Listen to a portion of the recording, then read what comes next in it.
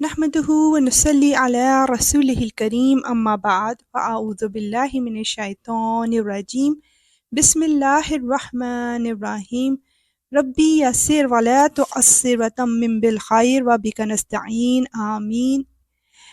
السلام علیکم ورحمۃ اللہ وبرکاتہ۔ اللہ سبحانہ و تعالی ہم سب کو دین، دنیا اور آخرت کی بے شمار بھلائیاں عطا فرمائے، آمین۔ تو آئیے اللہ سبحانہ و تعالیٰ سے بات چیت کا سلسلہ سٹارٹ کرتے ہیں۔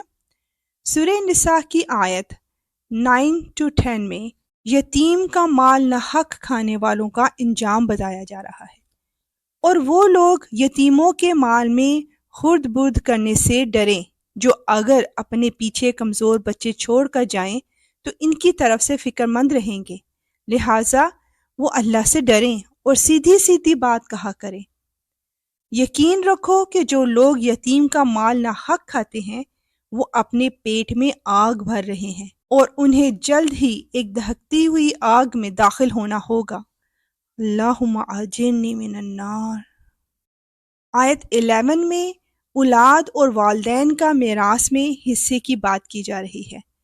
اللہ تمہاری اولاد کے بارے میں تم کو حکم دیتا ہے کہ مرد کا حصہ 2 عورتوں کے برابر ہے، اور اگر صرف عورتیں ہی ہوں 2 یا 2 سے زیادہ تو مرنے والے نے جو کچھ چھوڑا ہو انہیں اس کا 2/3 حصہ ملے گا، اور اگر صرف ایک عورت ہو تو اسے ترکے کا آدھا حصہ ملے گا، اور مرنے والے کے والدین میں سے ہر ایک کو ترکے کا 6واں حصہ ملے گا، بشرطیہ کہ مرنے والے کی کوئی اولاد ہو، اور اگر اس کی کوئی اولاد نہ ہو اور اس کے والدین ہی اس کے وارث ہوں تو اس کی ماں 1/3 حصے کی حقدار ہے۔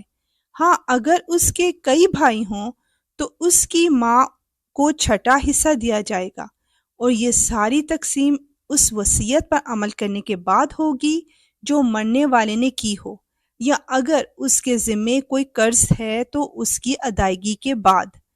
تمہیں اس بات کا ٹھیک ٹھیک علم نہیں ہے کہ تمہارے باپ بیٹوں میں سے کون فائدہ پہنچانے کے لحاظ سے تم سے زیادہ قریب ہے، یہ تو اللہ کے مقرر کیے ہوئے حصے ہیں۔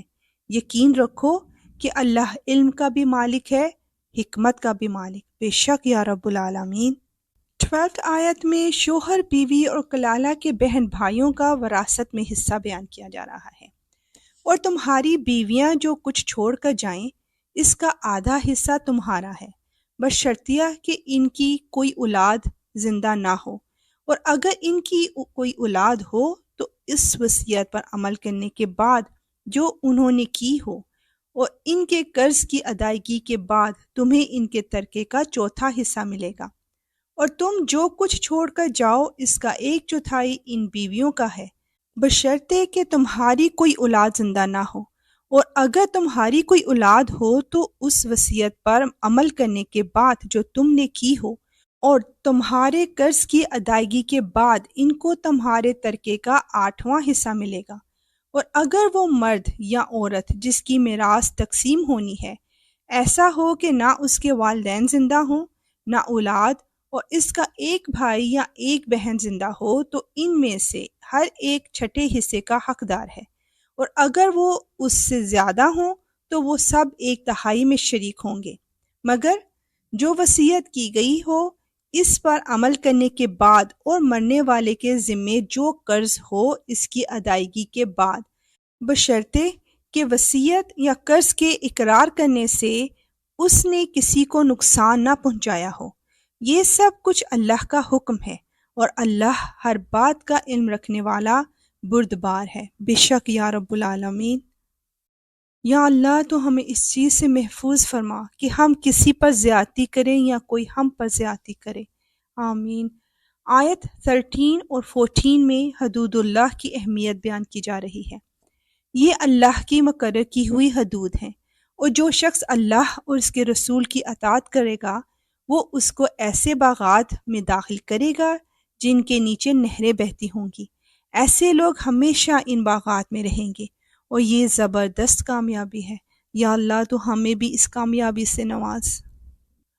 اور جو شخص اللہ اور اس کے رسول کی نافرمانی کرے گا اور اس کی مقرر کی ہوئی حدود سے تجاوز کرے گا اسے اللہ دوزخ میں داخل کرے گا جس میں وہ ہمیشہ رہے گا، اور اس کو ایسا عذاب ہوگا جو ذلیل کر کے رکھ دے گا۔